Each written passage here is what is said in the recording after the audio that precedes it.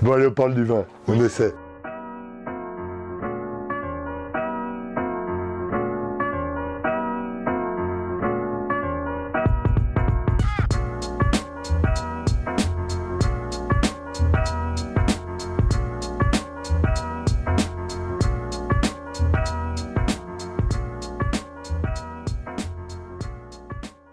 Donc c'est un vin qui est légèrement louche. Il est évidemment pas filtré. Oui, il est pas hyper translucide, quoi. C'est un blanc, c'est sûr. C'est un chardot. Ça c'est moi qui le dis, on peut pas le voir.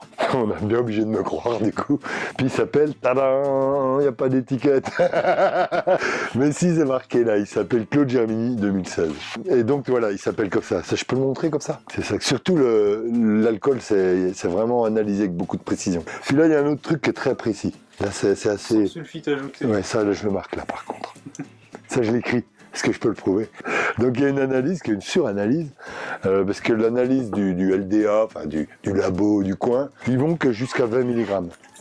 Ils peuvent dire inférieur à 20 mg. Sauf que la loi, elle veut qu'on aille en dessous de 10 pour pouvoir l'écrire. Donc pendant 10, eh ben, on ne sait pas où on habite.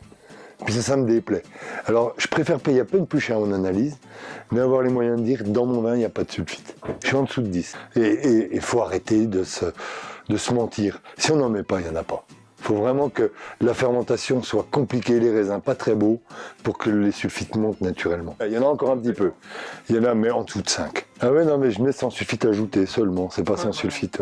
Ouais, parce que les levures peuvent en produire, un peu. Alors, on va pinailler. Ben non, on va même pas pinailler, on va dire les choses véridiques, quoi. Les sulfites qu'on ajoute, c'est les faux. C'est les sulfites issus de l'industrie. Alors que les sulfites que les levures produisent, je pense qu'ils sont moins nocifs. Et je pense que les gens, même allergiques, ils les tolèrent mieux. C'est bon, mais ils y sont, ceux-là, on n'y peut rien. De toute façon, ils y sont. Bon, là, il ne doit pas y en avoir beaucoup, hein. C'était pas une tendance pourrie. Ça va, quoi. Bon, après, ouais, voilà, ouais, c'est un vin qui fait 13,09. Ça m'a beaucoup amusé. Donc, c'est assez iodé. Puis là, il s'est un peu ouvert, il s'est un peu aéré, on va dire. Mais il était au froid, hein. Faut pas oublier, on est dans le Jura. On souffre plus souvent de l'engelure que de l'insolation. Ouais, non, mais on n'est pas habitué à des trucs sans du tout, sans... Pourtant, là, j'ai tout fait pour qu'il n'y en ait pas. Hein. C'est houillé. Bon, j'ai 4 mois de trop, 5 mois de trop, je pense, d'élevage. Enfin, pas de trop, mais de risque. C'est là qu'il a pris ses goûts. Ces petites notes d'un peu noisette, un peu comme ça, entre la noisette et l'empyromatique, quoi. Ouais, moi, j'aime bien. C'est très salé, il y a une longueur en bouche qui est infernale. C'est trop. C'est trop long, ça appelle du comté, ça appelle des huîtres presque. Ça appelle des plats comme ça qu'on n'ose pas acheter dans le Jura, les huîtres. C'est quand même le département le plus loin de la mer. Moi j'en reprends parce qu'on n'a pas fini de parler là. Encore un peu? Allez, encore un peu. Eh ben alors, ça dépend plein de choses là. Et je peux aussi bien... ça reste un vin blanc, donc c'est un vin qu'on peut tout à fait consommer à l'apéritif, avec 2-3 amuse-bouches. Je pense que le comté quand même, comté morbier, quoi, les fromages jurassiens. Je pense que là on est bien. Mais je vais finir par presque une réponse de Normand, quoi. Un fromage cuisiné, quoi, une boîte chaude, quoi. Là, un Mont d'Or, avec des pommes de terre et puis un peu de charcuterie, quoi, une saucisse de morteau, truc comme ça, quoi. J'hésite encore, ouais, mais un plat d'huître quand même. Les fêtes arrivent là, hein, dans quelques mois nous y sommes. C'est avec un beau grand plat d'huître quand même. Pas 50, mais une douzaine, quoi. Tout ce qui a hypercis, ça va très bien avec les vins blancs et surtout les vins qui ont une salinité comme ça. Mais avec rien, c'est bien aussi. Juste avec un copain. Moi j'en reprends parce qu'on n'a pas fini de parler là. Encore un peu? Allez, encore un peu. Plutôt frais. Ouais, c'est pas un vin de voile. Plutôt frais. Alors, vin frais, ça peut aller, on va dire, de 10 à 16, quoi. 10, 16, ouais. Entre 10 et 16. On va dire, départ frigo, 3 heures. Moi j'en reprends parce qu'on n'a pas fini de parler là. Encore un peu? Allez, encore un peu. Pas forcément du tout. Là, il y a carrément 2 écoles. Il y a ceux qui aiment le vin prêt à boire, donc chambré, ouvert en avance et tout. Donc il faut qu'il soit... Et puis, il y a comme je l'aime bien, moi aussi, quitte à le servir à peine trop frais au début, l'ouvrir tout de suite, il est vraiment dans le souvenir de la forme de la bouteille, quoi. Il a rien vu d'autre, là, il y a un moment qui y est même. Et là, tu le sers, il est un peu frais, il est un peu timide, il est un peu radin presque. Et puis donc c'est un vin, bon, oh c'est bon, au bout de 2-3 fois qu'on le tourne, oh oui c'est bien, sympa, puis ça va bien, c'est bon les huîtres et tout ça. Et après ben, on l'oublie, parce qu'après il y a un plat. Donc avec un plat en général on boit du rouge, c'est plus traditionnel quoi. Et on boit du rouge, bon. Puis après on sort du fromage. Donc on va rechercher ce vin qui a eu le temps de chambrer. Et c'est pas le même vin. Et avec les fromages, il a pris toute son ampleur, il a pris toute sa force. Il révèle sa puissance, ses arômes. Et là, ça va bien que le fromage, ça tombe bien, parce que c'est goûteux, le fromage. C'est presque économe, quoi. C'est un peu jurassien. Hein. Puis on dit 2 qui pivotent, 8 qui rabotent, quoi. Comme ça, on sort qu'une bouteille. On a dégusté 2 vins. J'en reprends, parce qu'on n'a pas fini de parler, là. Encore un peu. Allez, encore un peu. Bon, là, ça, je le vire, c'est vanté. Les vins nature, hein, ça tient pas.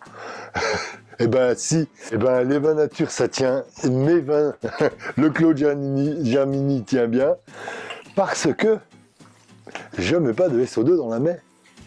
Ça veut dire que toutes les matières oxydantes fragiles vont s'oxyder, pour le coup, dans la mer, en jus.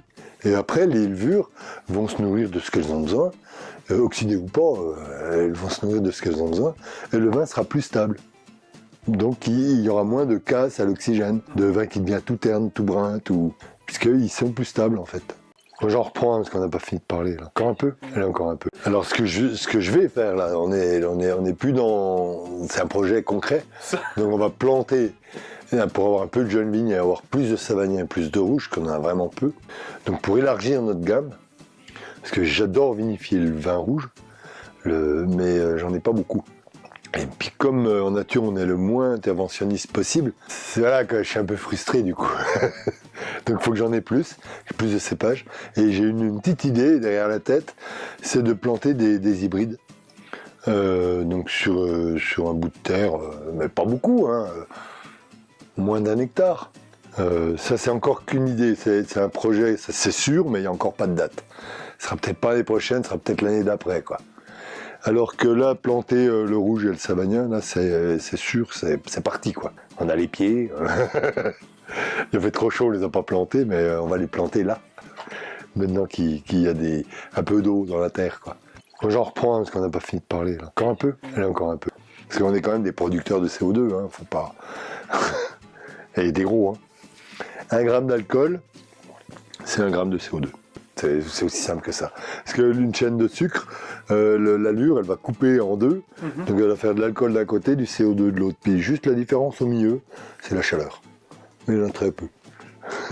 Pour simplifier, hein, pour aller vite. Bon, pour ça, je me suis dit, comme je fais encore un peu de crément, donc j'ai une cuve de crément, c'est la première en général, puisque on le vendange plutôt en début de maturité.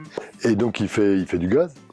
Alors ce gaz, plutôt que de le laisser partir, je préfère saturer une cuve pour y mettre d'autres vins blancs, d'autres chardonnays, qui me permettront, parce que j'aime bien sur Chardot, parce que ça fait des arômes de fruits, je rebondis un peu, mais ça fait des arômes de fruits à chair blanche, genre mirabelle, abricot, et c'est sympa pêche. Donc ça change vraiment le goût du Chardot, quoi. Parce que le Chardot, on est habitué à tilleul, mais bon, on a en vin libre, donc on oublie la norme. Là, je trouve pas le tilleul. Hein. C'est iodé, hein, mais il n'y a pas de tilleul. Si on ouvre un vin et qu'on sait qu'on aura du tilleul, autant se faire un tilleul. Voilà, au moins on peut conduire, quoi.